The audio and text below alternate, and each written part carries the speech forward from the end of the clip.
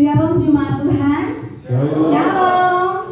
Selamat hari Minggu, selamat beribadah saya ucapkan untuk kita semua. Saya yakin saat ini kita semua memiliki kerinduan yang sama untuk kita datang ke rumah Tuhan, memuji dan memuliakan namanya. Amin.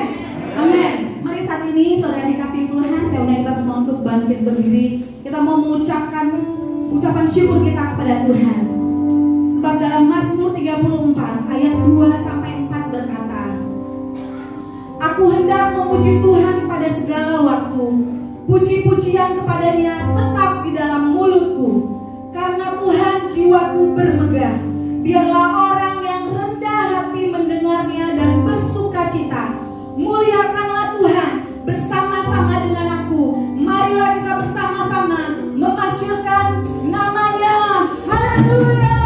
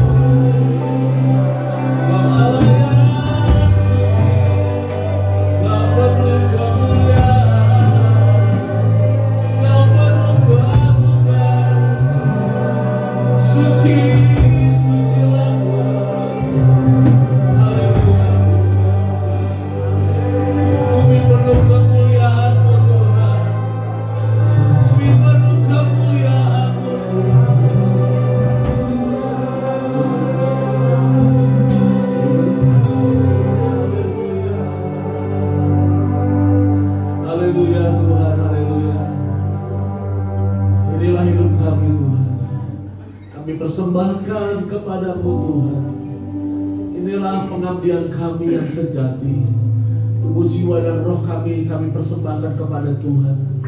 Hidup kami dalam kendali Tuhan, dalam berkat Tuhan, dalam urapan Tuhan.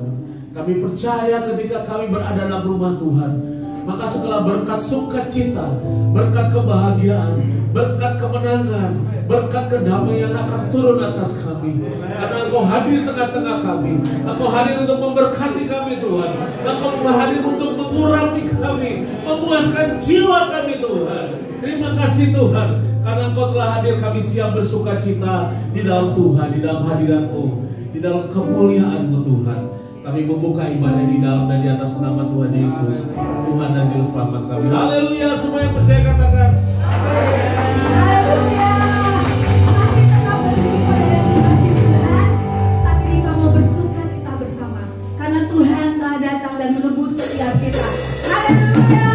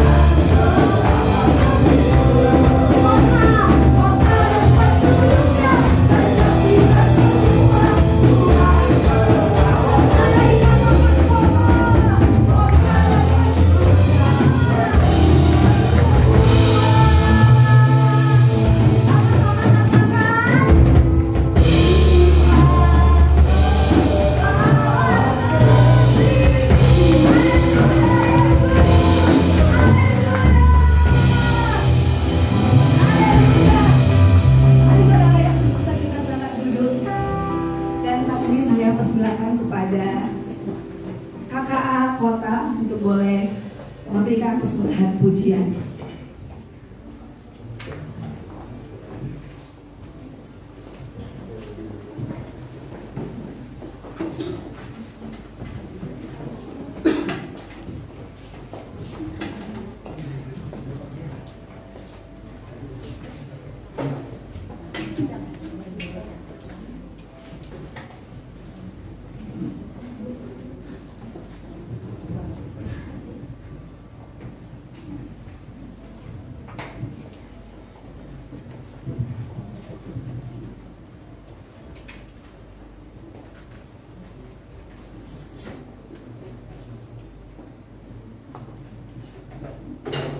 Oke, puji Tuhan, Bapak Ibu Saudara, kami dari Kakak Kota ingin membawakan satu persembahan pujian untuk Tuhan. Kami merayakan kasih Tuhan yang begitu luar biasa dalam setiap kehidupan kami. Kami percaya apapun yang terjadi dalam kehidupan kami, Tuhan sangat luar biasa. Tuhan mengambil alih dan Tuhan menjadi pengendali di dalamnya.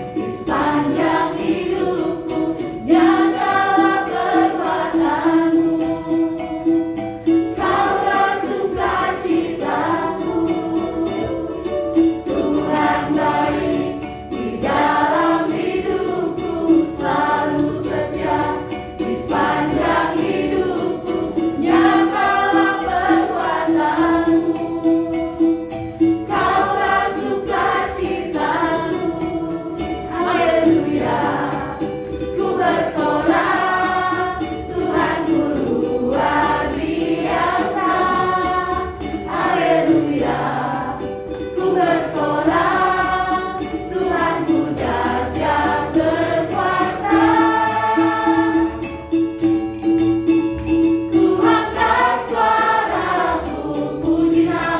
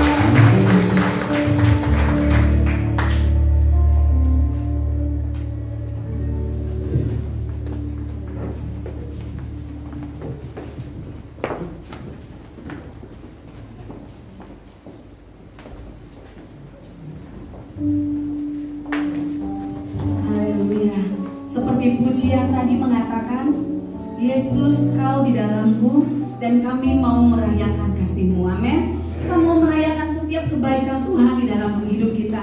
Tidak hanya pada saat kita sukacita, tapi dalam situasi apapun kita mau terus merayakan kebaikan Tuhan dalam hidup kita. Haleluya. Dan saat ini mari kita persiapkan hati kita untuk kita diisi oleh kebenaran firman Tuhan. Terima kasih Bapa. Terima kasih Tuhan Yesus. Kami percaya Tuhan, Roh-Mu yang hidup memenuhi setiap kami Bapa. Haleluya Yesus. Haleluya Tuhan. Kami mohon pujian ini Yesus.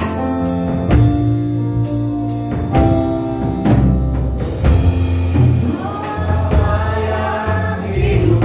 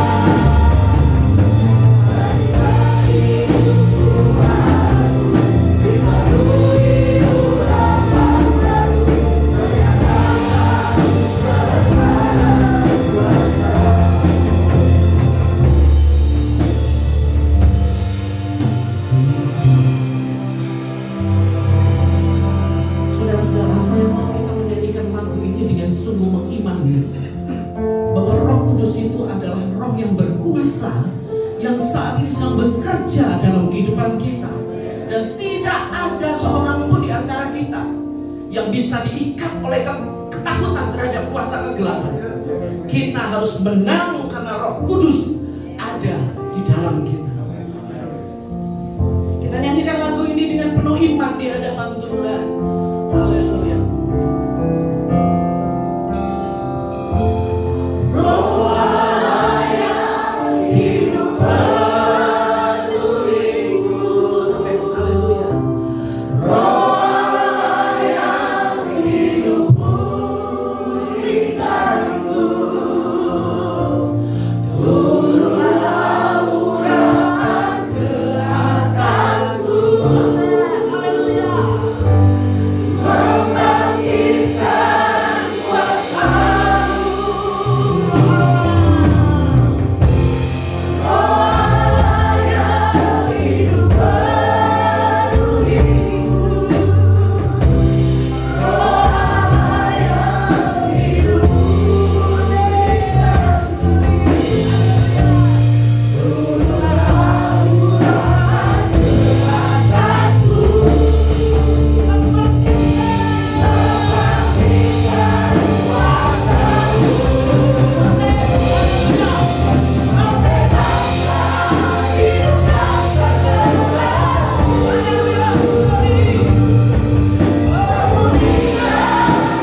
ke atasku.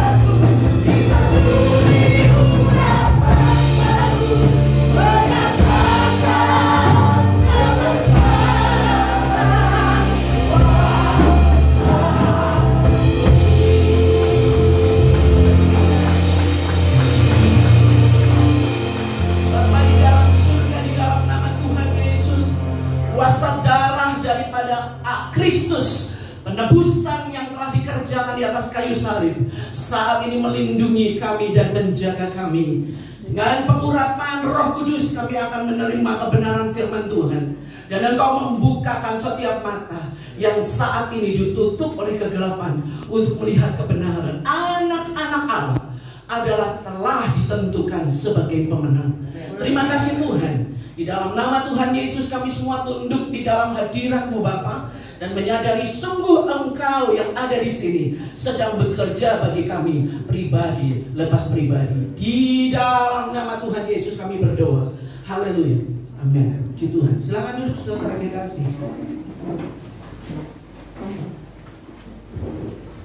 Pada pagi hari ini saya akan menyampaikan sebuah kebenaran tentang mengenali kuasa kegelapan dan menang atasnya. Saudara-saudara, ini adalah rangkaian daripada penyelidikan firman Tuhan yang saya dapatkan dalam beberapa tahun-tahun terakhir. Dan ini adalah bab yang ke-6.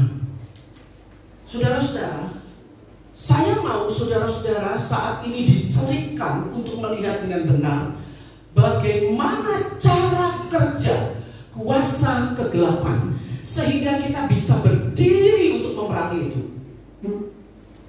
Saya tidak tahu tepatnya kapan, tetapi ketika kami terjun di dalam pelayanan di Sukabumi, dan kemudian entah bagaimana Allah memberikan pengalaman-pengalaman dan membawa kami kepada situasi-situasi di mana akhirnya kami harus berhadapan dengan peperangan dengan dunia kegelapan.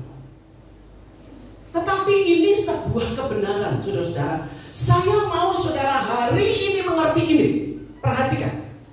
Ada orang-orang yang diurapi oleh Tuhan, memiliki karunia melepaskan setan. Ada orang-orang yang diberi oleh karunia oleh Tuhan untuk mengusir setan. Kemungkinan saya memiliki karunia itu.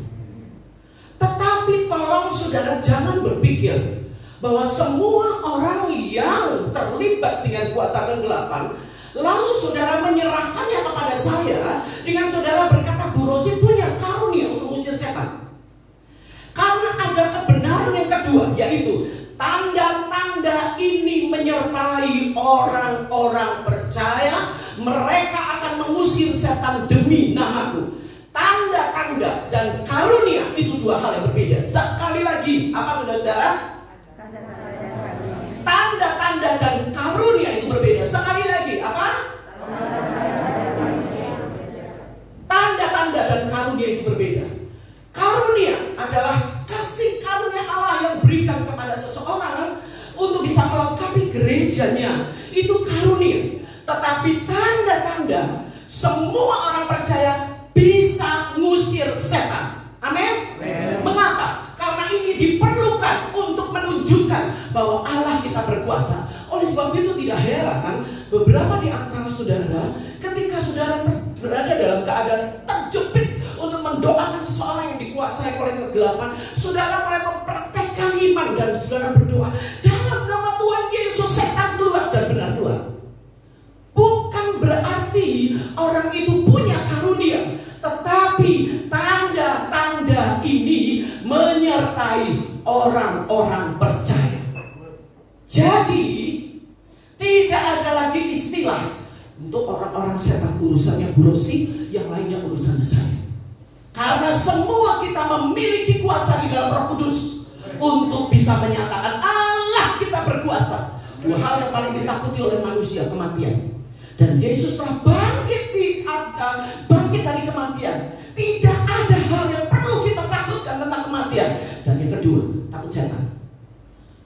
Banyak orang takut setan, saudara. Tetapi Allah kita luar biasa. Tadi dari kakak mengatakan Tuhan Yesus itu luar biasa, karena dia telah menjadi pemenang bahkan atas semua kuasa-kuasa. Soalnya saya mau tanya, siapa yang mau minta sama Tuhan karunia mengusir setan? Minta. Siapa yang percaya tanda-tanda ini menyertai saudara, saudara bisa mengusir setan? Siapa? Terimalah dengan iman. Jadi saudara harus berani sekarang. Dan hari ini saya mau buka semua cara kerja setan, supaya saudara jangan bilang, oh ini hanya kelemahan, oh ini hanya ikatan dosa. Itu setan bekerja di dalam kehidupan kita. Cukup banyak, tetapi saya akan dengan cukup singkat menyampaikannya. Saudara bisa foto, saudara bisa tulis, karena semua ini ada dalam Alkitab. Saya mau kasih tahu, jika saudara saat ini ngantuk, rasanya pengen tidur, tengking, saudara pegang kepala dalam nama Yesus ya. Saya nggak begadang, tapi kenapa ngantuk? Itu karena pekerjaan kegelapan. Biasanya itu membuat saudara tidak bisa fokus kepada firman Tuhan. Sekarang praktekkan imanmu. Tanda-tanda ini menyertai orang benar. Mulai tumpang tangan dalam nama Yesus. Setan, saya mau konsentrasi di firman Tuhan. Saudara-saudara, pekerjaan kuasa kegelapan yang bersangkut paut dengan firman Allah. Yang pertama, dia memutarbalikkan firman Tuhan. Itu di Kejadian 3, kisah tentang ketika ular itu menggoda Hawa. Saudara-saudara, iblis akan mengotak-atik pikiran kita. Katanya Allah itu adil. Mana adil? Buktinya ada orang cacat lahir. Katanya Allah penuh dengan kasih. Mana Allah itu kasih? Ternyata doa saya tidak didengar. Saudara-saudara, memutarbalikkan firman Tuhan. Allah memberkati. Di situ dikatakan aku memberkati. Berarti kalau diberkati Tuhan itu harus kaya. Kalau saya modelnya miskin, berarti Tuhan tidak memberkati saya. Lalu kenapa saya tidak diberkati Tuhan? Itu memutarbalikkan firman Allah. Itu cara kerja setan. Maaf. Kemudian saudara-saudara, yang berikutnya, membelokkan kita dari Tuhan.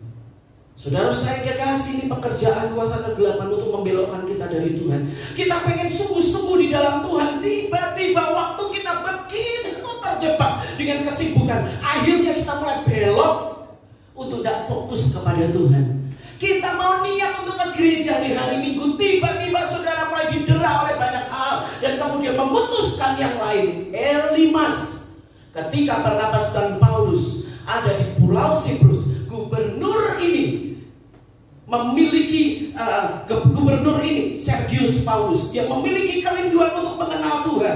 Tetapi Elimas si tukang sihir mulai mengganggu, membelokkan hati gubernur ini, sehingga akhirnya Paulus berkata, dalam nama Yesus kau setan-setan keluar ya. Nah, saudara-saudara yang kekasih, hati-hati kalau niatmu untuk bertumbuh di dalam Tuhan lalu seperti dibelok-belokkan, itu pekerjaan kegelapan. Yang ketiga, mengutip untuk menyesatkan. Ini adalah pekerjaan dari kegelapan ketika Tuhan dicobai dan kemudian dia mulai memakai firman Allah. Bukankah Allah akan menyuruh malaikatnya menopang engkau? Jadi jatuhkanlah dirimu. Saudara-saudara, hati-hati mengutip firman Allah untuk menyesatkan. Jangan mendidik anak-anak kita dengan mendisiplin, dengan bilang begini, kalau kamu gak hormat sama orang tua, kamu gak akan diberkati ya. Kalau kamu gak ini kata firman Tuhan, kamu gak diberkati Tuhan ya. Kalau kamu gak begini kata firman Tuhan, Tuhan akan bikin begini. Jangan saudara, itu mengutip firman Allah hanya untuk membuat anak kita takut, hanya untuk membuat anak kita stres, ditekan karena firman Tuhan ngomong begini, firman Tuhan ngomong gitu. Itu menyesatkan. Didiklah dengan benar untuk dia bisa memiliki hati mengasihi Tuhan, bukan ditakut-takuti oleh firman Tuhan. Saya melihat dan melayani satu anak yang dia selalu ditakut-takut sama mamanya. Kalau kamu gak begini, Tuhan akan pukul kamu. Kalau kamu gak begini, Allah akan begini. Kamu akan dibegini. Kutip firman Tuhan. Tahu? Anaknya gak cinta sama Tuhan, enggak. Malah dia berontak. Dia tidak bisa memahami Allah yang penuh dengan kasih. Dia memahami Allah sebagai Allah yang sadis, yang hukum-hukumnya dibuat menekan dia. Jangan, susah. Itu menyesatkan. Tugas daripada iblis adalah mengambil firman Tuhan dari hati kita. Gak heran jika banyak di antara kita kalau ditanya khotbah minggu kemarin saudara lupa. Nah, beberapa di antara sudah mulai mikir, aduh apa ya kemarin mikir, aduh khotbah kemarin apa. Tugasnya setan, dia membuat kita fokus dengan hal-hal lain, sehingga firman Tuhan yang seharusnya menjadi makanan rohani untuk kita bertahan selama seminggu ini, kita mulai dimasuki oleh makanan-makanan lain, dan gizi itu akhirnya hilang musnah karena kita tidak tahu apa ya. Seharusnya dari Senin, Selasa, Rabu, Kamis, Jumat sampai kembali kepada Sabtu dan Minggu, saudara ingat, saya tidak boleh menjadi tawanan daripada dosa. Saya adalah tawanan. Nah, itu khotbah minggu kemarin. Saudara-saudara yang kekasih, mengambil dari hati kita nubuat palsu, roh dusta yang dimasukkan oleh kegelapan kepada beberapa orang yang tidak mengenal firman Allah dengan benar. Saudara-saudara, seorang yang bernama James Jones pada tahun 1970-an, dia mengumpulkan banyak sekali orang dan dia mulai membuat nubuat-nubuat palsu. Dan dia mulai membuat kegerakan kekristenan yang membuat banyak orang terkesima. Akhirnya ratusan orang, 900 orang lebih mengikut dia. Dan akhirnya mereka pindah di Guyana. Dan kemudian ketika pengajaran sesatnya ini semakin diperhatikan oleh pemerintah, mereka membuat demo tentang mau menyatakan dunia ini tidak adil. Dan demonya dipimpin oleh Jim James. Semua orang pengikutnya mati bunuh diri, minum sianida. Dan banyaknya adalah anak-anak dan ibu-ibu. Banyak orang yang lari ketika mereka harus minum racun sianida yang dicampur dalam minuman jus. Banyak orang yang lari, tetapi banyak sekali ibu-ibu dan anak yang meninggal dunia karena nubuat palsu. Hati-hati dengan nubuat palsu, dengan penyesatan. Saudara, kalau dimuridkan, terima saja semua yang dari firman Tuhan, terima. Tapi kalau itu sudah mulai ngelenceng dari firman Allah, jangan. Tetapi selama itu di dalam firman Tuhan, percaya Kemudian membuat orang tidak bisa mengenal kebenaran lalu melawan Allah. Begitu banyak orang yang telah menerima kasih karunia Tuhan, tetapi egonya, akunya membuat dia tidak bisa benar-benar bertumbuh. Kenapa? Dikerjakan oleh kegelapan. Dan itu merupakan jerat. Dan yang ketujuh, menggelapkan hati sehingga tidak bisa mengenal Injil. Banyak orang diinjili, tapi gelap hatinya, susah. Saudara, ikat itu dalam nama Yesus. Ikat dalam nama Yesus. Jangan bilang, oh ya sudah, orang itu tidak bisa lagi percaya Tuhan. Ikat dalam nama Tuhan Yesus. Kuasa kegelapan yang menggelapkan hatinya sehingga dia tidak bisa mengenal Injil. Itu berkaitan dengan firman Tuhan, berkaitan dengan orang-orang jahat. Perhatikan, saudara, jangan pikir semua, oh ini yang terjadi kebetulan. Nanti dulu, karena iblis bisa mengirim orang untuk berbuat jahat. Dia masuk dalam rumah kita, ngerampok kita, motor saudara dicuri, milik saudara diambil. Itu kerjaan dari kegelapan. Di dalam Ayub 1 ayat 12-15 menceritakan tentang ini, bahwa iblis bisa mengirim orang-orang untuk berbuat jahat. Jadi jangan lalai saudara. Lalu yang kedua, iblis bisa mengirim orang untuk membunuh. Hati-hatilah, karena itu tercantum di dalam Ayub 1 ayat 12 dan 17. Mereka dibunuh dan dalamnya siapa? Kegelapan. Jadi hati-hati. Kalau saudara mau naik mobil, mau naik motor, pastikan semuanya jelas. Bensinnya ada, semua mesin-mesin baik, semua perlengkapanmu baik. Dan pergilah dengan minta perlindungan kuasa darah Yesus. Jangan sembarang pakai motor pergi langsung tiba-tiba kecelakaan. Karena iblis itu bisa berbuat demikian.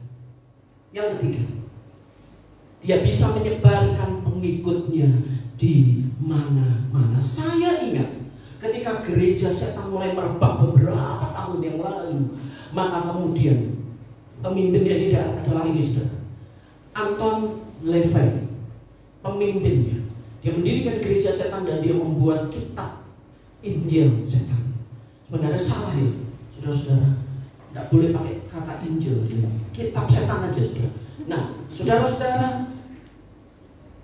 saya ingat beberapa tahun yang lalu anak-anak muda yang pergi ke mall, hati-hati dengan anak-anak muda lain yang tiba-tiba jadi baik, berkenalan. Biasa anak muda itu suka nongkrong-nongkrong di mall, tiba-tiba ketemu teman baru, dan mereka pakai cincin yang dibalik, lalu di ujungnya itu tajam. Jadi ketika mereka berjabatan tangan, ini saya dengar dari kisahnya, entah ini benar atau tidak, tetapi ini terjadi beberapa waktu yang lalu. Jadi kalau disalam lalu kena darahnya, dan darah itu dipersembahkan oleh anak-anak dari gereja setan ini dan didoakan. Tidak heran kemudian anak-anak muda yang berkenalan ini terus tiba-tiba jadi ingat dengan anak-anak yang tadi berkenalan, terhubung akhirnya masuk di gereja setan.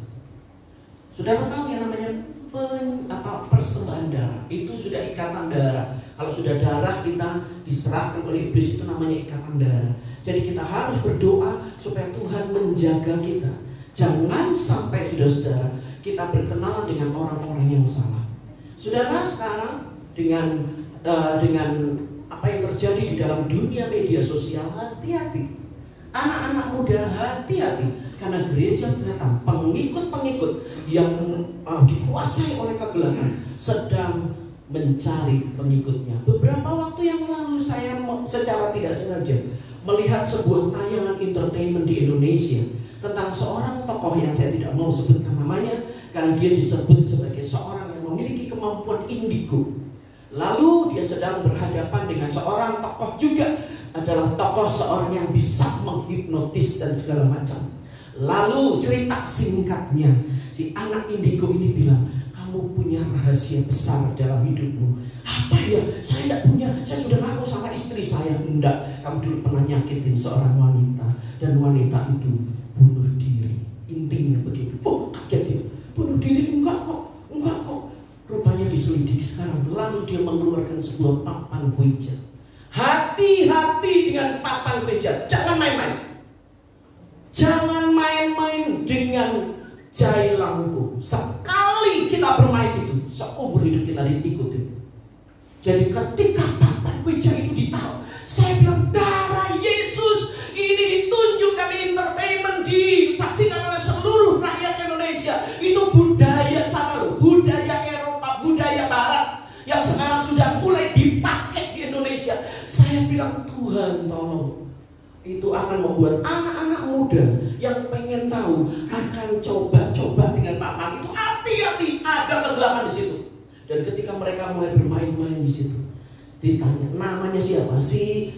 Ini laki-laki yang menyembunyikan rahasia itu akhirnya tidak bisa ngelak karena namanya betul Shirley.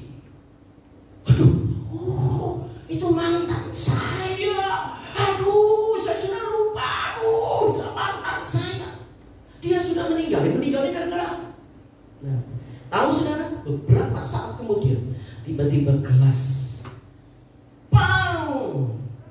Saya tidak tahu apakah itu settingan atau tidak. Tetapi kebenarannya yang saya tahu, iblis bisa memakai barang-barang untuk menunjukkan kehadirannya dengan melempar, dengan memindahkan. Iblis memakai papan Ouija untuk bisa berkomunikasi dengan kita. Hati-hati, dia menyebarkan pengikutnya di mana-mana. Saudara jangan kagum dengan segala hal yang berkaitan dengan pengusiran setan gaya-gaya mereka. Hanya satu pengusiran setan di dalam nama Tuhan Yesus yang benar-benar murni. Yang lainnya cuma nyuruh setan keluar dulu sebentar sana beli rokok atau beli snack. Nanti kalau sudah dia bangun lagi, ya nanti kamu mau kembali kapan aja. Tetapi untuk sekarang yang penting kamu keluar dulu. Aku keluarin kamu ya. Langsung dia sadar lagi orang kesurupan. Setannya pergi cuma buat beli rokok aja setan. Nanti akan datang lagi kesurupan lagi itu. Tapi sekalinya anak Tuhan mengusir di dalam nama Yesus, betul-betul kemudian dia minta Tuhan masuk dalam kehidupan orang tersebut, maka dia tidak akan dikuasai oleh kesurupan lagi. Yang begitu berikutnya, dia mengirim rasul-rasul palsu. Ini bicara tentang penyesatan, dan sekarang banyak saudara-saudara penyesatan. Jadi jangan kagum ya dengan orang-orang bikin mujizat di sana sini. Lebih baik kita tinggal di dalam Tuhan sungguh-sungguh dan berkata, aku berpegang kepada firman Tuhan yang berkata di dalam Markus 16, tanda-tanda ini menyertai orang-orang percaya. Saya percaya Tuhan, Roh Kudus di dalam saya, dan saya akan memberitakan Injil. Saya akan berdoa karena tanda-tanda itu akan menyertai saya. Jangan jadi orang yang pencari mujizat. Carilah sumber daripada pertolongan dan mujizat itu, yang adalah Kristus. Jadi hati-hati ya, ada orang jahat yang dikirim sama setan, ada orang-orang yang bisa membunuh kita, dan pengikutnya ada di mana-mana, dan juga rasul-rasul palsu. Bersangkut paut dengan penyakit. Hati-hati saudara-saudara.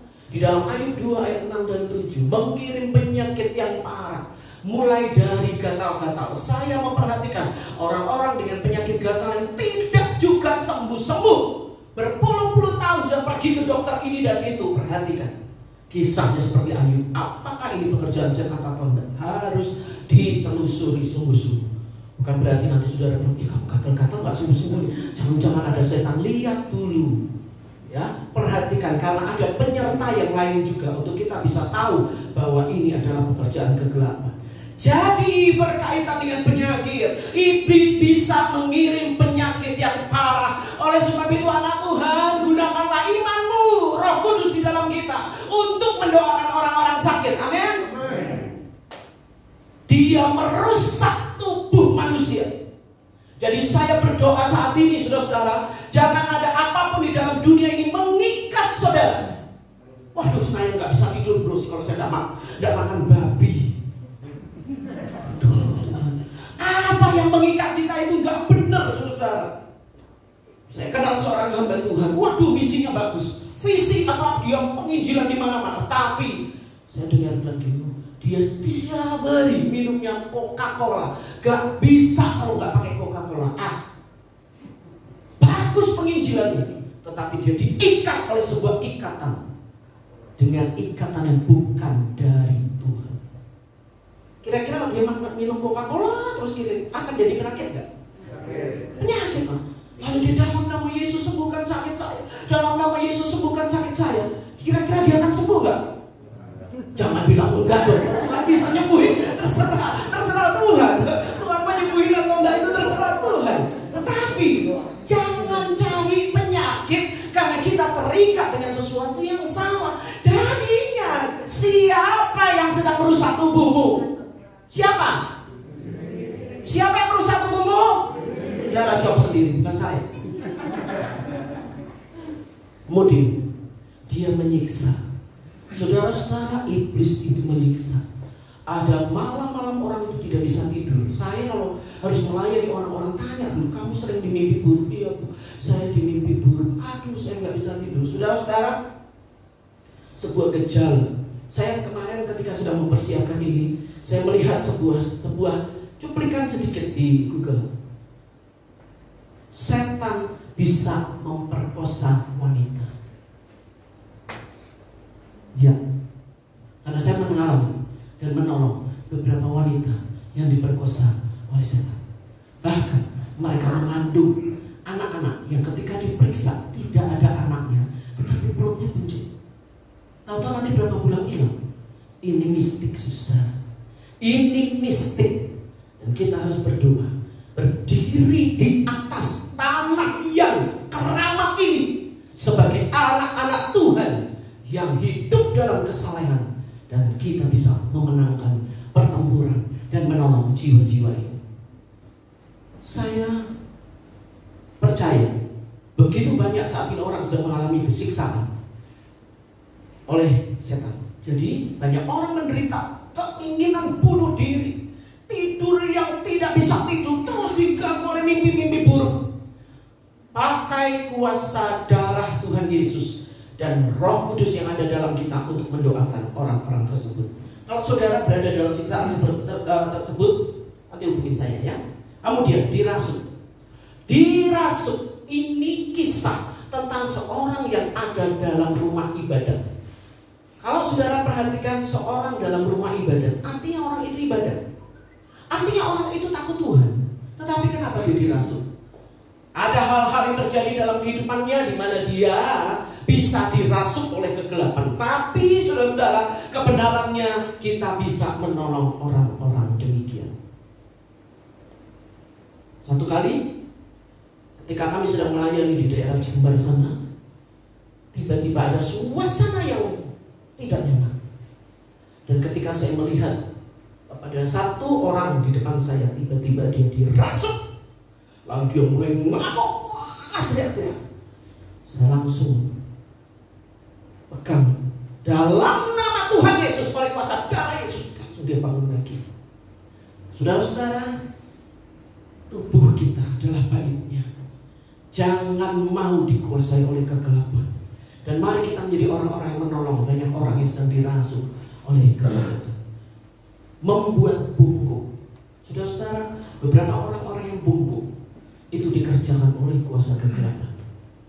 Jangan cari-cari orang bungkuk, saudara, orang bungkuk. Ada setan yang kamu gendong setan keberatan, jangan saudara. Belum tentu. Kemungkinan harus periksa dulu apakah ada kesalahan dalam tulangnya atau apa. Tetapi jika orang tersebut ada berkaitan dengan pekerjaan kuasa kegelapan, saudara lihat, saudara bisa lihat itu dalam Lukas 13 ayat 11 bagaimana Tuhan menyembuhkan dia. Tapi begini saudara, ini hati-hati, saya tolong perhatikan ini. Saudara-saudara yang berasal dari kepercayaan yang dulu, pasti ada di alam bawah sadar saudara beberapa hal yang saudara ingat yang belum terjadi.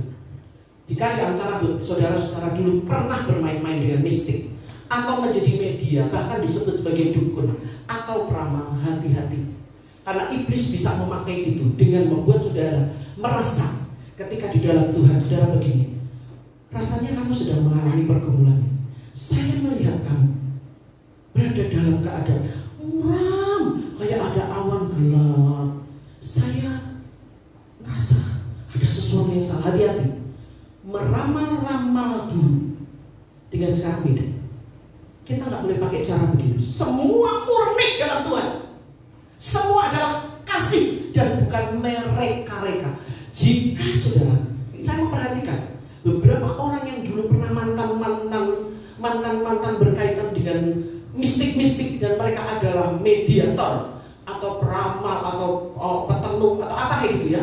Biasanya punya kecenderungan untuk berusi. Ini saya melihat ini jemaat ini ya, ini mengalami begini. Waduh, saya bilang gawat. Nggak boleh, saudara, nggak boleh begitu. Tidak boleh meramal-ramal.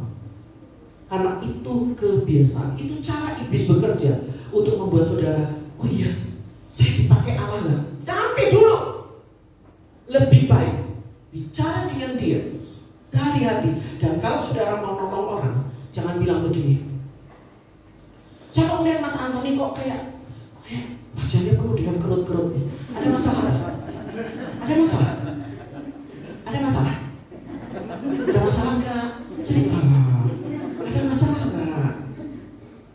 Itu bukan cara Tuhan, saudara. Mendesak orang untuk mengakui itu bukan cara Tuhan. Ya, saudara nggak perlu punya masalah ya, punya masalah nggak perlu. Saudara akan menjadi seperti juru selamat buat orang lain.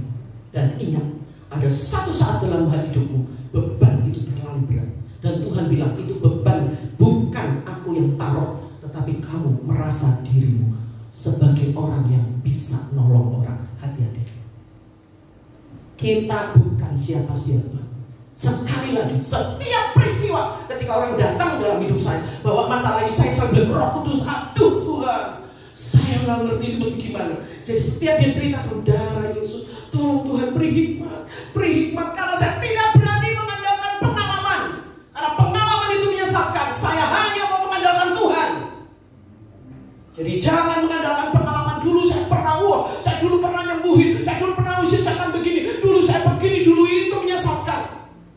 Pertolongan kita hanya datang dari Tuhan. Ketika kita bertemu dengan orang, nggak usah kita tanya, ada masalah apa? Ada masalah apa? Orang itu akan langsung bilang, saya mau bicara tuh. Silakan. Dan kemudian ketika dibicara, itu caranya Tuhan. Jadi jangan berdeketin.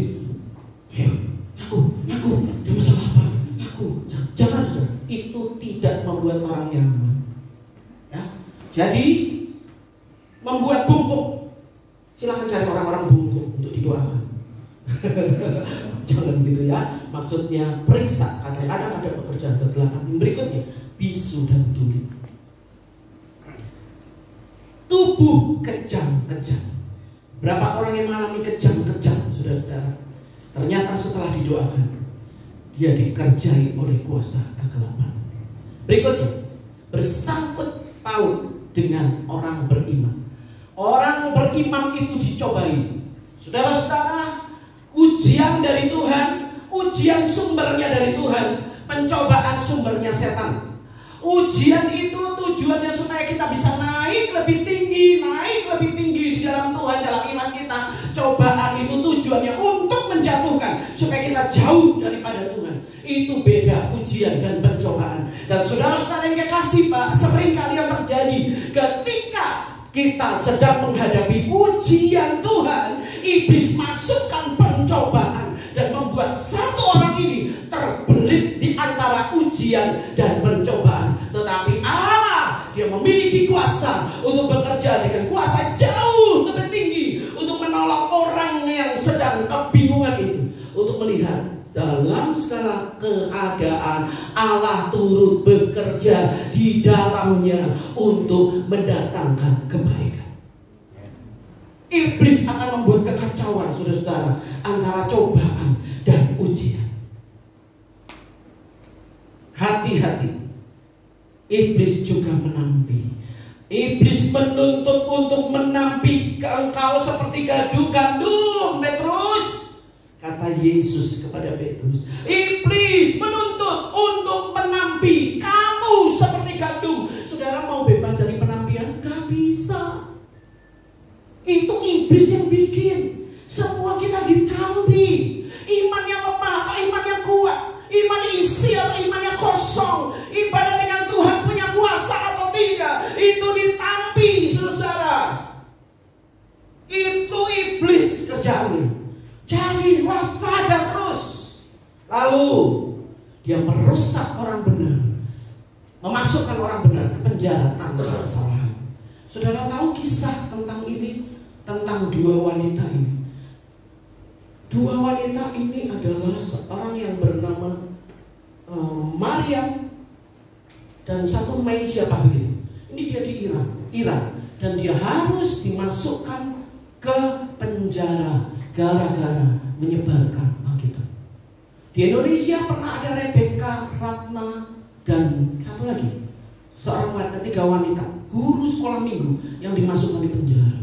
Itu kerjaannya iblis. Hati-hati saudara. Jadi dalam penginjilan hati-hati. Saudara mau masuk penjara, nah hati-hatilah ya. Tapi kalaupun kita dimasukkan penjara, ingat Tuhan bisa membawa untuk kebaikan, menghalangi maksud baik. Jadi saudara-saudara, di dalam ayat ini Petrus berkata, aku mau mengunjungi kamu, tetapi setan itu menghalang-halangi. Jadi saudara-saudara, kalau saudara punya kemauan untuk berbuat baik, cepat kerjakan.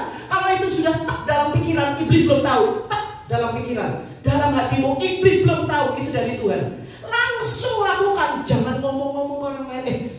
Kok tiba-tiba aku tergerak ya hatiku. Setan dengar saudara. Saudara curhat ke orang, setan dengar. Langsung dikipasin, dibikin lupa lah, dibikin sibuk lah, dibikin ini. Akhirnya saudara mau buat baik lupa. Betul? Jadi kalau Tuhan sudah taruh dalam hatimu, dalam pikiranmu, langsung taat kerjakan. Saya mau bantu buat pembangunan gereja. Ngomong-ngomong dulu. Nanti saya ya Pak ya, nanti saya ya Pak, nanti saya. Akhirnya saudara, banyak ini itu. Ya, tinggal ngomong. Malu ketemu sama Pak Richard. Bukan masalah Pak Richard, saudara keburu ngomong sih. Jadi sekarang lebih baik begitu muncul dalam hatimu, diam. Dalam nama Yesus, diam. Lakukan. Iblis itu bikin saudara. Karena Paulus itu ngomong-ngomong, aku mau datang ya, aku mau datang. Iblis bilang apa? Ayo, dihalang-halangin. Paulus saja bisa dihalangin, kok apalagi kita. Jadi jangan merasa kita lebih kuat ya. Perbuatan baik akan selalu dihalangi oleh dia. Jadi nanti nih sebelum kolektor, jangan ngomong-ngomong dulu. Ya Tuhan, aku masih berapa? Langsung sudah. Nanti di rumah minyaknya belum beli, beras belum beli juga Pak. Nanti kurang, ini kan hitungannya begini. Nah saudara-saudara, cepat berbuat baik. Allah memberkati orang yang memberi dengan mengasihi Allah. Amin. Amin. Kemudian menuduh dan mendakwa itu kerjaannya iblis. Kamu, saya mau tanya, siapa di antara saudara yang sering dengar bisikan dalam hati, kamu nggak layak, kamu nggak layak? Siapa yang sering begitu? Oh, bagus, suka Pak, bagus ada tangan. Memang benar, saudara saya, itu mah bisikannya setan. Ini saudara-saudara yang nggak ngaku ini, yang lain itu nggak ngaku. Masih ada yang jujur, itu 2 orang yang angkat tangan. Iya, saya nggak layak. Saudara-saudara, nggak ada yang layak di antara kita melayani Tuhan. Nggak ada. Siapa yang layak? Tuhan hanya menjadikan kita sebagai orang-orang yang bilang, Tuhan, aku mau melayani Engkau. Ini singkat-singkat, kamu layak melayani Tuhan. Cuman sok ya. Ini musik nih, layak emang mau melayani Tuhan. Dosanya Tuhan tahu ini, saya lagi begini. Gak ada yang layak saudara-saudara. Semua adalah kepercayaan. Ketika kita ada di sini, Tuhan ampuni saya, tapi saya mau melakukan yang terbaik bagi Tuhan. Nah itu yang berkenan. Itu yang berkenan. Ya, jadi dia menuduh, mendakwa, udah dosa 10 tahun masih dibawa-bawa. Siapa yang suka begitu?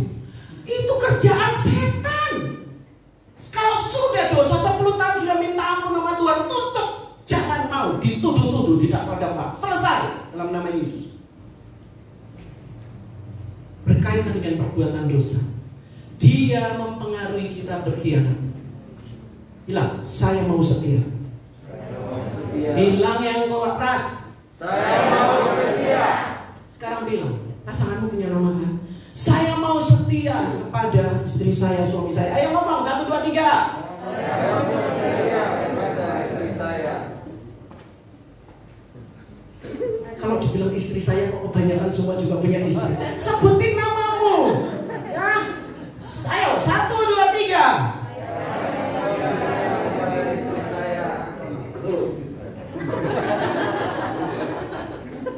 Saudara-saudara yang kekasih, sekarang istri-istri, saudara mau setia dengan suami? Suami-suami mau setia dengan istri? Iblis itu mempengaruhi kita untuk berkhianat. Hati-hati, hati-hati, saudara. Kemudian mempengaruhi kita untuk berdusta. Siapa di sini yang nggak pernah bohong? Hari ini biar Tuhan Yesus tolong. Jadi kalau saya mau, sini setan ini, saya sudah mau bohong. Setan ini, saudara langsung sadar, bohong bukan kebiasaan, bohong bukan kelemahan, setan di situ. Jadi langsung sadar, Tuhan, saya tidak mau dikuasai oleh iblis yang masuk dalam hati saya untuk berdusta, mempengaruhi untuk membunuh. Saya benci Bu Rosi sama dia, benci Bu. Rasanya kalau ketemu sama dia rasa pengen saya tembak di kepalanya.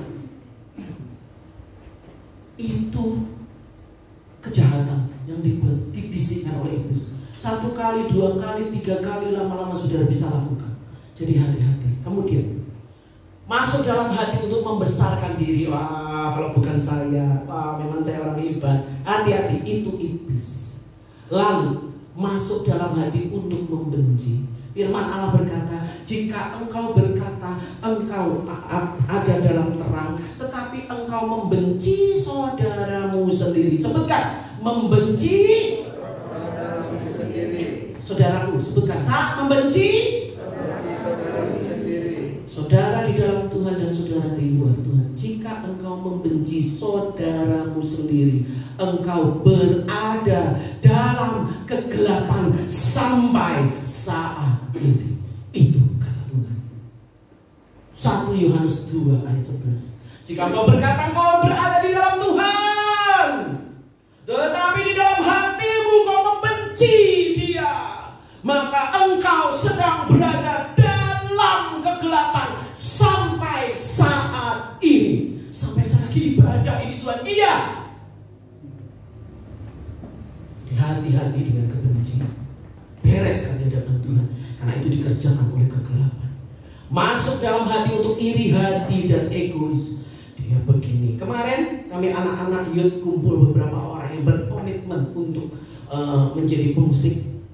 Belum lengkap memang, tetapi pertama kali mau melayani Tuhan dengan hatimu. Yang kedua, komitmen. Mau komitmen? Iya mau. Jadi kemarin beberapa anak-anak muda berkomitmen untuk melayani Tuhan dengan musik. Berkomitmen. Tapi kemudian Kevin bicara, hati-hati ya. Kamu bisa pinter main musik sendiri, tetapi belum tentu bisa kerja tim. Dan nanti kalau sudah kerja tim, baperan, tersinggung. Ingat-ingat ya, iri hati, egois, mudah tersinggung, baperan, semua datang dari kegelapan. Oh, kamu ke gereja, kamu pelayan lagi, habis aku disentak. Oh, dia mau sok jago. Loh, saudara butuh orang, kata Kevin. Saudara butuh orang lebih pintar untuk memberitahu, untuk menasehati, tim kerjasama tanpa bawa rasa baper. Semua tujuannya untuk melayani Tuhan. Orang tua tolong dorong anak-anakmu untuk mengerti kebenaran ini. Jangan iri hati, jangan merasa egois. Semua untuk Tuhan. Amin. Bersangkut paut dengan merusak manusia. Setan itu menunggu waktu yang baik untuk merusak. Wah, kata firman Allah bilang, hati-hati jika kamu bilang sekarang damai sejahtera. Hati-hati jika sekarang sudah masuk semuanya baik-baik, pekerjaan saya baik-baik, keluarga saya baik-baik. Hati-hati, minta tutup bungkus oleh kuasa darah Yesus. Waspada kebiasaan anakmu, kebiasaan istrimu, kebiasaan suamimu. Mulai waspada. Pegang handphone, senyum-senyum. Nanti ada pasangannya, ya kan? Kalau sama istri, halo? Kalau sama sana, halo? Kalau sama suami, apaan Pak? Kalau sama yang lain, ya,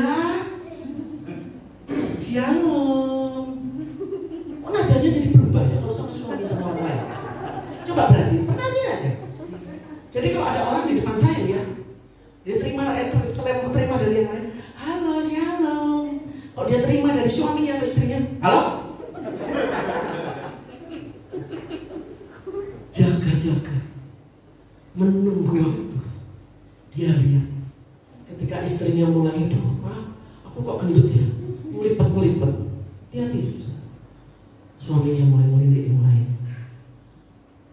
Ketika suaminya bilang, kamu ya begini begitu, begini. Saudara kan memilih toh. Kalau dia sudah begitu ya sudah, minta Tuhan ubahkan, berikan hati lapang Tuhan untuk dia ngomel-ngomel terus mau seumur hidup, biarin hati saya lapang. Jangan minta dia berubah, minta hatimu lebih lapang. Tahu kesedihan yang agung dan kelemah lembutan yang suci. Sebutkan 1, 2, 3. Kesedihan yang agung dan kelemah lembutan yang suci. Sekali lagi, kesedihan yang agung dan kelemah lembutan yang suci. Itu yang harus dimiliki oleh saudara sebagai pasangan. Sedihmu bukan maki-maki, tapi agung. Sedihmu bukan itu pelakornya itu diseret-seret, dijambat-jambat di jalan. Ya jelaslah suamimu melindungi dia. Karena apa? Kaget ya, kok kamu kayak gini? Ini bisa mati nih, jadi dilindungi. Bukan karena dia lebih cinta, bukan. Karena kelakuanmu mengerikan. Kesedihan yang agung. Memberi pikiran yang buruk. Hati-hati dengan pikiran-pikiran buruk yang dimasukkan terhadap ini dan itu. Bilang, saya tidak mau berpikir buruk. Itu dari setan. Amin. Mengambil keuntungan dari kelemahan orang lain. Mencari orang lalai untuk dijadikan mangsa. Lalai doa, lalai baca firman Tuhan, lalai untuk melayani. Merasuk dan merusak. Bersangkut paut dengan keluarga. Mengacaukan dalam hal seks. Ini yang saya amati saudara dalam pelayanan berkaitan dengan kuasa kegelapan. Jadi jangan saudara pikir, si lagi nyindir. Semua orang yang datang dari luar kota, dari Sukabumi manapun, yang berkaitan dengan pekerjaan kuasa kegelapan, selalu saya tanya masalah ini. Dan biasanya bermasalah. Dia mengacaukan dalam hal seks. Yang satu bilang, ibu, saya terus diikat oleh fantasi seksual terus. Ibu, saya itu suami saya mah hiperseks, aduh saya nggak suka. Wah begitu. Selalu dia bekerja di situ. Oleh sebab itu Allah berkata, jangan bertahan. Lalu mengacaukan keluarga. Coba, Kevin. Sini. Kevin pernah menyaksikan nggak rumah yang diganggu setan? Nggak usah sebutin rumah siapa ya. Nanti dia denger lagi, nanti dia marah besar. Rumah yang diganggu setan kira-kira gangguannya seperti apa? Banyak pukulan-pukulan di tembok, pintu digedor-gedor, lampu-lampu dimainin. Ya. Ada rumah-rumah yang diganggu sama setan. Oh iya, dia mengacaukan keluarga, saudara. Dia mengganggu rumah-rumah. Lalu Kevin biarin atau iseng-isengin setannya? Isengin dulu baru ditangkap. Aduh saudara, dalam nama Yesus ya. Saya nggak sempat mau iseng-isengin saudara. Oh dia disisengin dulu, aduh jangan ya, jangan diisengin dulu baru ditengking. Setelah ditengking gimana? Berangsur berkurang dan udah nggak ada. Sekarang udah nggak ada lagi. Berangsur berkurang, sekarang sudah nggak ada lagi. Tadi ya rumah itu mau minta tolong Bu Rosi tolong doain, Bu Rosi tolong doain. Saya nggak ada waktu. Ternyata anak saya, jangan-jangan dia punya karunia itu juga macam setan. Ya, makasih. Dia tahu bahwa ada rumah-rumah tertentu yang diganggu oleh setan. Jadi saudara, iblis itu bekerja di rumah-rumah kita juga. Dan dia mengganggu rumah tangga kita. Hati-hati. Kemudian bersangkut paut dengan kehidupan seksual. Dia mengacaukan dalam kehidupan seksual. Ada rasa tidak puas yang terus dikejar. Tidak puas satu, tidak puas terus, tidak puas macam-macam dikejar. Dia mengacaukan dalam hal seksual. Jadi jika saudara-saudara saat ini berkata, aduh Tuhan, kenapa saya mulai membayang-bayangkan tetangga saya itu ya, membayang-bayangkan, ingat ini bukan kelemahan saudara, bukan. Ini kerjaan setan. Saya mau nanya, saudara mau dikerjain sama setan? Jangan mau. Kok enggak, itu pelan ya. Saudara mau dikerjain setan?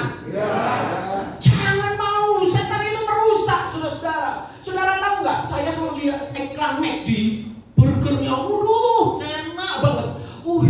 Burger King ini kelihatannya gede, enak. Setelah beli, kecil saudara. Iblis itu gitu. Ini kelihatan mentereng, bagus. Coba saudara kenal benar-benar hancur rumah tangga kita gara-gara dia. Hancur. Jadi jangan main-main dengan seksual. Jangan main-main. Sudah mulai bosan Bu Rosi. Siapa yang merasa bosan nih? Pasangan-pasangannya, ayo kita kumpul yuk. Kita refreshing bareng-bareng. Ya, kita harus punya kesempatan untuk waktu. Jadi memang itu harus dicari solusinya. Menyesatkan janda-janda muda dalam seks. Ayo kaum wanita yang menikah-nikah, yang belum menikah jangan. Saudara belum jadi janda. Ya, yang sudah menikah, ayo baca 1, 2, 3. Menyesatkan janda muda dalam hal seks. Sekali lagi. Menyesatkan janda muda dalam hal seks. Jadi jangan berdoa kepada Tuhan ya. Tuhan, jangan sampai saya jadi janda muda. Jangan berpikir untuk jadi janda muda. Karena apa? Tantangannya berat. Setan bekerja di situ. Kalau Tuhan ambil pasangan kita, suami kita atau pasangan kita pada waktu Tuhan, itu Tuhan berikan kita perangkat untuk kuat. Itu dalam kehendaknya Tuhan. Tapi kalau mau jadi janda muda karena mau kita sendiri, itu adalah jeratnya setan. Pelihara rumah tangga berkaitan dengan kekayaan, menawarkan kekayaan. Saudara, saya mendengar kok kesaksian dari orang yang kami layani. Dulu saya ditawari kekayaan dan bukan ditawari, dikasih dari setan. Dia punya caranya saudara. Saudara dengar kesaksian mau stres itu, bagaimana setan itu bisa memberikan kekayaan dan memberi kekayaan dengan tidak wajar. Ini kisah tentang Ustadz Gondrong. Nanti kalau dia marah sama saya biarin, karena memang ditayangkan di YouTube kok. Ustadz Gondrong yang namanya Ustadz Herman, dia memelihara jenglot untuk menggandakan uang. Jangan lihat ganda uang, aduh enak banget itu, aduh ratusan ribu, nggak ada yang 5.000, semua merah itu, aduh bisa digandakan itu. Saudara tahu, ini tidak tahu tipuan atau enggak, tetapi dalam dunia mistik itu bisa terjadi. Bagaimana kita menang atasnya? Bagaimana kita menang atasnya, saudara? Baca di dalam Kisah Para Rasul 5 ayat 32. 1, 2, 3. Roh Kudus yang dikaruniakan Allah kepada semua orang yang mentaati Dia. Saudara-saudara, jika kita taat kepada Roh Kudus, maka Tuhan akan memberikan kita hidup di dalam otoritas menang atas setan. Kenapa ya kok setan diusir sama saya nggak bisa keluar, malah ngetawain saya loh. Saya usir dalam nama Yesus, malah ngetawain saya Bu. Kamu taat nggak dalam Tuhan hidup? Taat nggak? Lalu yang kedua, kasih. 1 Yohanes 4 ayat 16. 1, 2, 3. Kasih. Siapa tetap berada di dalam kasih, ia tetap berada di dalam Allah dan Allah di dalam Dia. Wow, luar biasa. Makanya setiap hari saya menjaga hati saya nggak kesel sama orang. Kalau sudah mulai kesel, darah Yesus. Kenapa? Karena saya tahu ini kekuatan.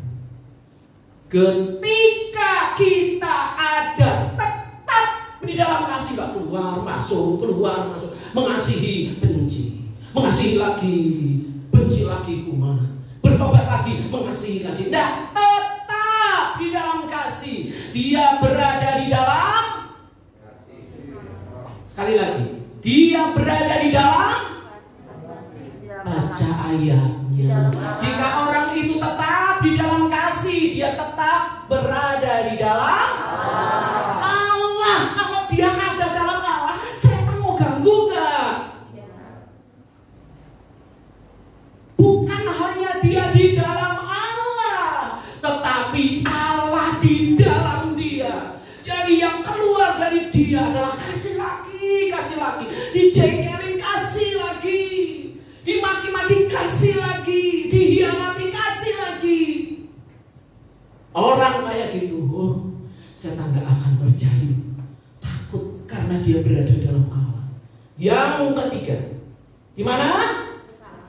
Di pihak Allah. Yang pertama apa?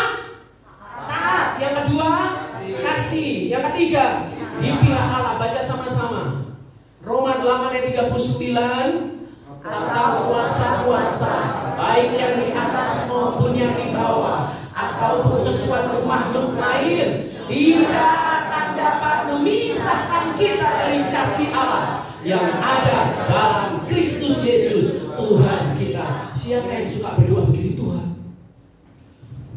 berpihaklah padaku Tuhan, berpihaklah padaku. Siapa? Nggak ada yang di sini yang berdoa begitu. Jadi saudara berdoa gimana? Tuhan, berpihaklah padaku. Itu doa yang salah. Kenapa? Tuhan gak akan berpihak kepada orang-orang yang tidak berpihak kepada dia. Tuhan tidak akan berpihak kepada orang-orang yang hidupnya sedang memberontak kepada dia. Tetapi orang-orang yang taat dan hidup di dalam Tuhan, Tuhan akan bela dia dan Tuhan akan berpihak kepada dia. Jadi saudara-saudara, tidak perlu kita berdoa, Tuhan berpihaklah kepada saya, karena Tuhan sudah pasti berpihak kepada orang-orang benar. Jadi jangan keluar dari taat, jangan keluar dari kasih, karena taat dan kasih membuat kita akan selalu berpihak kepada Allah. Dan kalau kita berpihak kepada Allah, ada selubung kuasa rohani yang membuat kita terjaga, dan kita menjadi orang yang memiliki kuasa menang atas setan. Hari ini siapa yang mulai bilang, aduh, ada ikatan-ikatan salah dalam hidup saya, ada cara-cara yang salah. Itu bukan kelemahan, itu bukan main-main kebetulan, tapi itu berkaitan dengan kegelapan. Hati-hati saudara, setan itu main dengan jubah yang cantik awalnya, rasa yang nikmat awalnya, indah awalnya, tetapi tidak berapa lama dia memakut bagaikan ular. Dan yang hancur bukan cuma saudara, anak, istri, suami, orang tua, pelayanan, keuangan, masa depan hancur. Hari ini berkata kepada Tuhan, ampuni saya mau taat kepadamu. Saya harus membereskan hal-hal yang saya harus bereskan. Kita bangkit berdiri bersama-sama.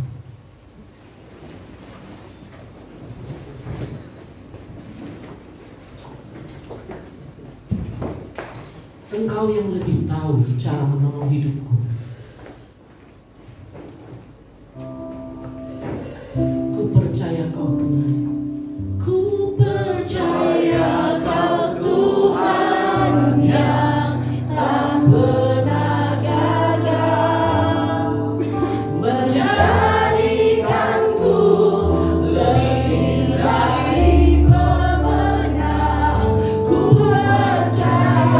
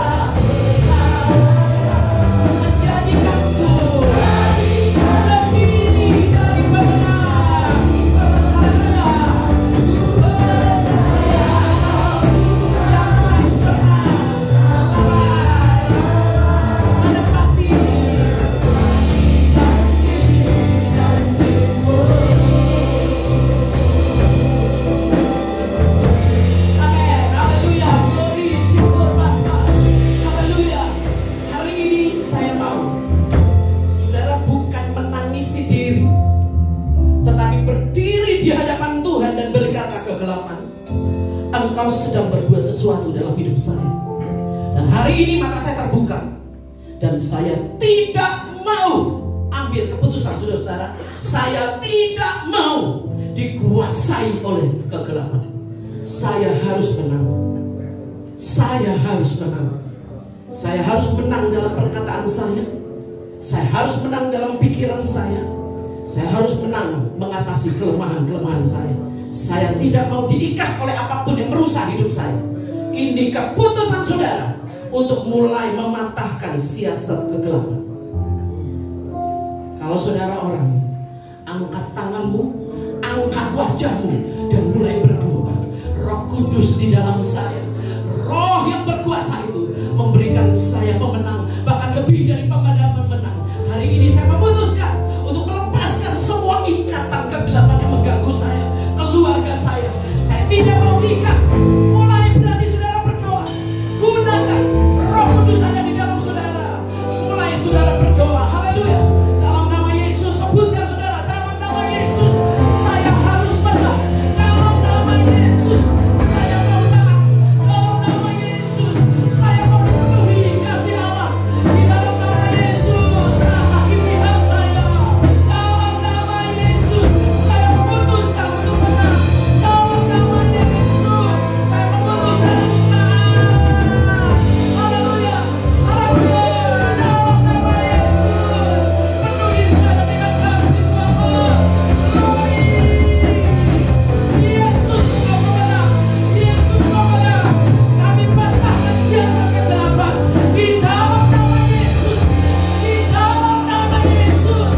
Di dalam nama Yesus. Di dalam nama Yesus. Dalam nama Yesus. Haleluya. Haleluya. Haleluya. Glory. Haleluya. Yesus.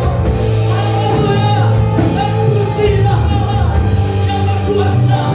Terpujilah Allah yang bertahta. Terpujilah Engkau besar, dahsyat dan ajaib. Terima kasih Tuhan. Terima kasih Bapa. Terima kasih Roh Kudus. Di dalam nama Tuhan Yesus, kami menolak semua pekerjaan kegelapan.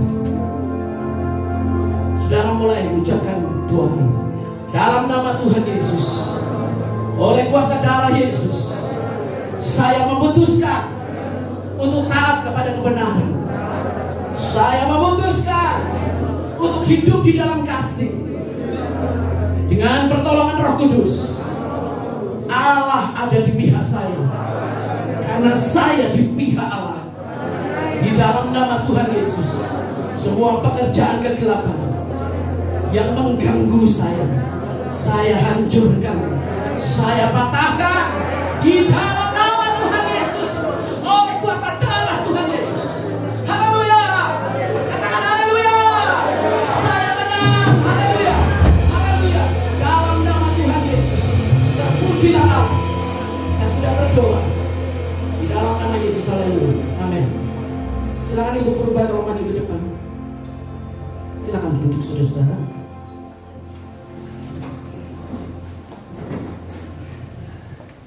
Silakan.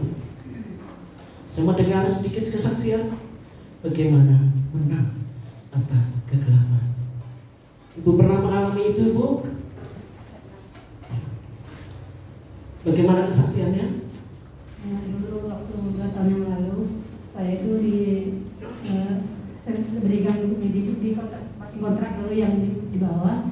Itu si Timothy 1 minggu itu nangis terus, nggak bisa diam. Udah jam 12 malam, dan itu di kamar mandi situ ember pada jatuh semua. Ya, saudara maklum ya kalau orang ngomong Medan ngomongnya agak cepat, gitu ya. Saya kasih tahu 2 tahun yang lalu, saya sayang dia ngomong itu.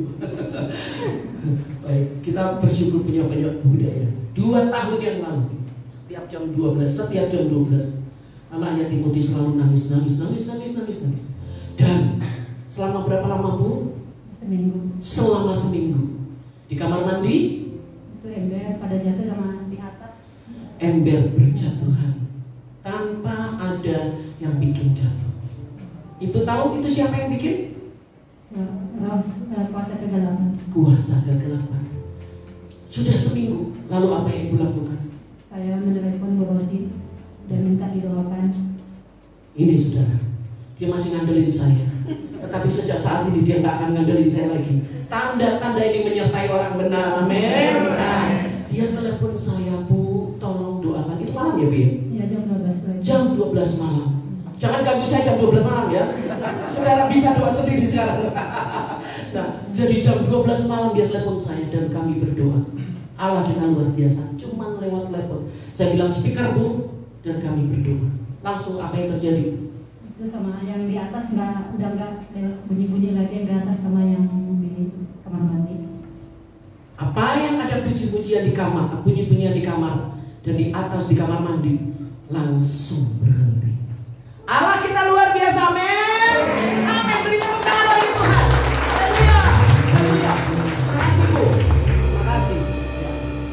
Tanda-tanda ini menyertai orang percaya. Mereka akan mengusir demi nama Tuhan. Katakan, tanda-tanda ini menyertai orang percaya. Saya akan mengusir setan demi nama. Sekali lagi, tanda-tanda ini menyertai orang percaya. Saya akan mengusir setan demi nama Tuhan. Tuhan memberkati. Haleluya. Puji Tuhan. Silakan.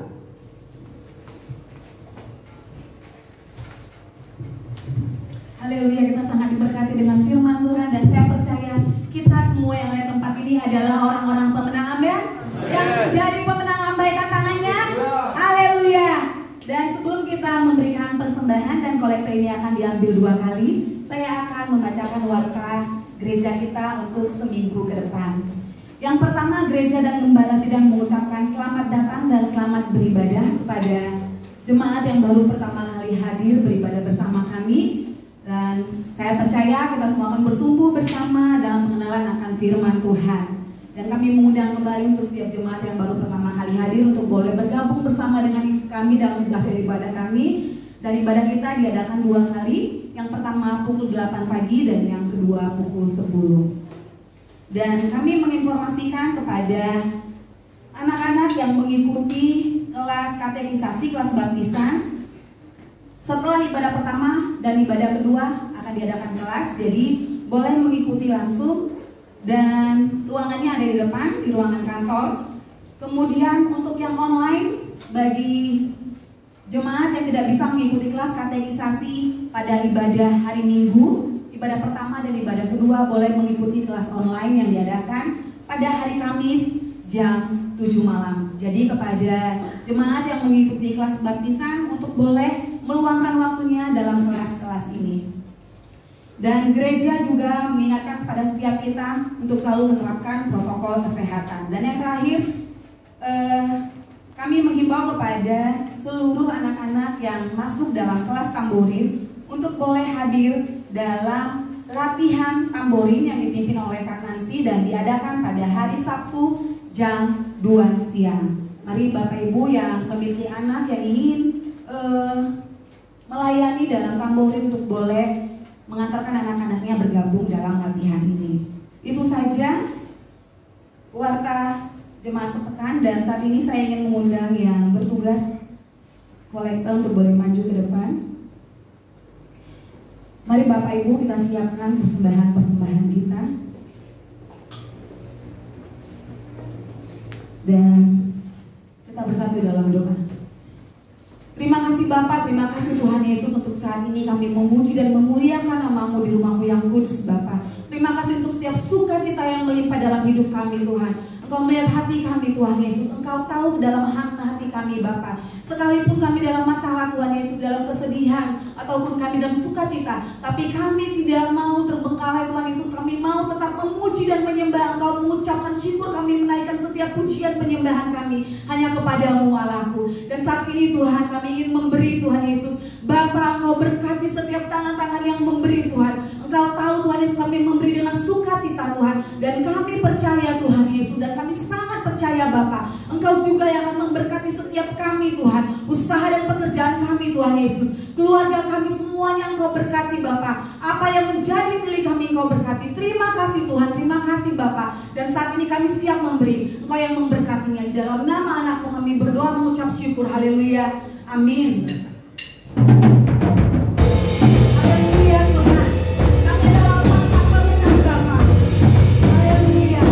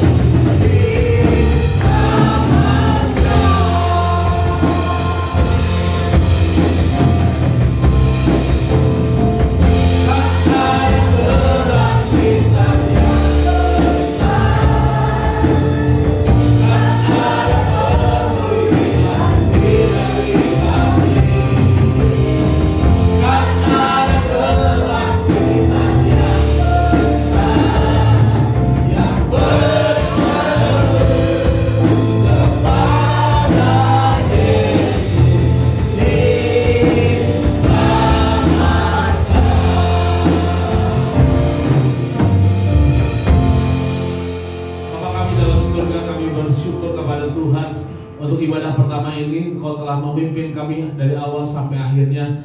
Kami akan pulang, kami akan membawa berkat anugerah dan kebaikan-kebaikan Tuhan yang Tuhan sediakan sebagaimana janji firman Tuhan kepada kami. Kami percaya Engkau berjalan di depan kami. Kami percaya Engkau menyertai kami. Kami percaya Engkau adalah Allah yang Immanuel, yang menyertai kami sampai kesudahan akhir zaman. Kami percaya Tuhan akan ikut campur tangan dalam segala hal, dalam segala perkara dalam hidup kami. Engkau jaga, pelihara kami, tubuh, jiwa, dan roh kami terpelihara oleh karena anugerah Tuhan. Tutup bungkus tubuh, jiwa, roh kami dengan kuasa darah Yesus. Dijauhkan kami dari bahaya, celaka, maut, dan pencobaan. Dijauhkan dari penyakit-penyakit menular. Dijauhkan kami dari kerugian-kerugian. Dijauhkan kami dari kutuk dan kematian. Di dalam nama Yesus kami menyerahkan hidup kami ke dalam tangan Tuhan. Engkau memberkati segala kehidupan kami, segala usaha pekerjaan, keluarga, rumah tangga, bisnis, dan mata pencarian kami. Segala sesuatunya kami serahkan kepada Tuhan. Hidup kami dalam pimpinan dan tuntunan Tuhan. Hidup kami dalam kendali Tuhan. Hidup kami dalam berkat Tuhan. Terima kasih Tuhan. Segala kemuliaan hanya bagi Tuhan. Saudara, mari kita akan mengangkat tangan dan menerima berkat dari Tuhan. Tuhan memberkati engkau dan melindungi engkau. Tuhan menyertai engkau dengan wajahnya dan beri engkau kasih karunia. Dan Tuhan menghadapkan wajahnya siang ini kepadamu dan memberi engkau damai sejahtera. Oleh sebab itu saudaraku sidang jemaat Allah yang dikasih oleh Tuhan, pulanglah dengan membawa berkat anugerah dari Allah Bapa yang ada di dalam surga, serta cinta kasih sayangnya yang sudah dinyatakan dalam Tuhan kita Yesus Kristus, serta persekutuannya di dalam Roh Kudus menyertai saudara dari saat dan untuk selama-lamanya. Maranatha, sampai Tuhan datang kali yang kedua menjemput kita semua. Di dalam nama Yesus kami mengakhiri kebaktian kami. Haleluya.